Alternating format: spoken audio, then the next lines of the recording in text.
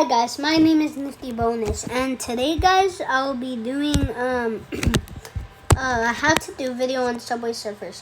Today I'll be showing you how to get some keys, a lot of keys guys. So basically watch this guys. So first you see your go to your settings and go to general, go to date and time, and then press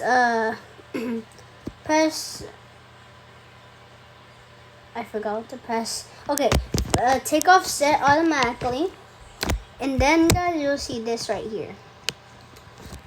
So now press it to any date, guys. Don't put it to May 1st. If you put it to May 1st, your season hunt is gonna reset. So put it to somewhere in June, or June or May, but not May 1st.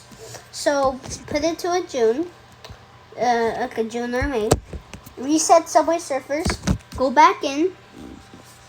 And then guys, you have to repeat this multiple times, and every time you do this, you'll get the keys and you have to watch the ad. So then you're gonna go to shop, you're gonna go to store, and then go down, and you should see the get reward thing right here for the keys, and you'll get 3 keys. And guys, you just keep repeating that step, and that is how you get a lot of keys in Subway Surfers. So have a great day. God bless you, and see you bonuses in my next video.